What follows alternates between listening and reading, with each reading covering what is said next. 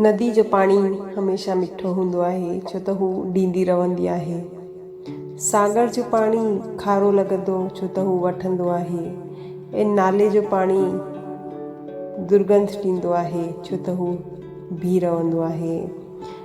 जीवन बि ईअं ई आहे, अगरि ॾींदा रहंदा त मिठा लॻंदा, वठंदा त खारा लॻंदा, ऐं अगरि हिकिड़े हंधि बीह रहिया त केरु पासे में कान ईंदो। माण्हुनि जा संस्कार ॿुधाईंदा आहिनि कि परिवार कीअं आहे।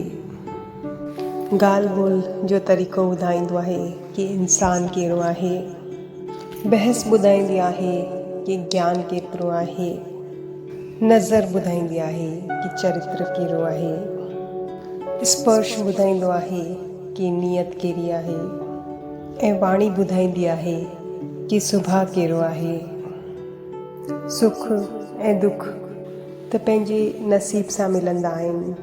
हुन जो अमीरी या ग़रीबी सां को लेणो ॾियणो ई कान्हे। रुअण वारा महलनि में बि रुअंदा मिलंदा, ऐं जंहिंजे नसीब में ख़ुशियूं आहिनि हू झोपड़ी में बि खिलंदा मिलंदा। अॼुकल्ह जा माण्हुनि जा वीचार अहिड़ा थी विया आहिनि कि अगरि केरु रोए पियो त चवंदा रुअण ॾियो, पंहिंजो छा थो वञे।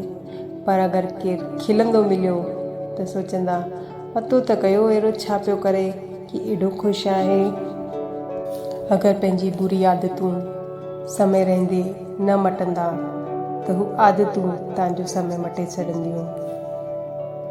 कंहिंजे बि बुरे वक़्त में हुन जो हथ पकिड़े सहारो ॾेई हिमत ज़रूरु ॾिजो, छो त बुरो वक़्तु त थोरे समय में वेंदो हली, पर हू दुआऊं तव्हांखे सॼी ज़िंदगी ॾींदो। इंसानु हिकिड़ी दुकानु आहे ऐं ज़बान हुन जो तालो।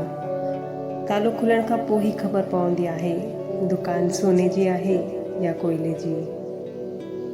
माण्हू कीचड़ सां बची बची निकिरंदा आहिनि कि कपिड़ा किना न थी वञनि, ऐं कीचड़ खे घमंड हूंदो आहे कि माण्हू हुन सां डिॼनि पिया। भरोसो अगरि पंहिंजे पाण ते रखंदा त हू ताक़त ठही वेंदो, ऐं ॿियनि ते रखंदा त कमज़ोरी। तव्हां किथे सही हुआ हू केरु यादि कान रखंदो, पर तव्हां किथे ग़लति हुआ हू सभु यादि रखंदा। अॼु सभु कुझु महांगो थी वियो आहे, पर माचिस अञा रुपए जो ई मिलंदो आहे। हमेशह यादि रखिजो, आग लॻाइण वारनि जी क़ीमत कॾहिं कान वधंदी आहे।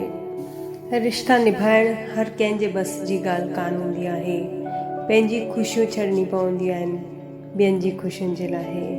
त हमेशह सभिनीनि खे ख़ुशि रहो, खिलंदा रहो, खिलाईंदा रहो, कॾहिं पंहिंजे लाइ कॾहिं पंहिंजनि जे लाइ। जय झूलेलाल। अगरि सची ॻाल्हियूं पसंदि अचनि पियूं त वीडियो खे लाइक शेयर एंड कमेंट कयो, ऐं चैनल खे सब्सक्राइब करो।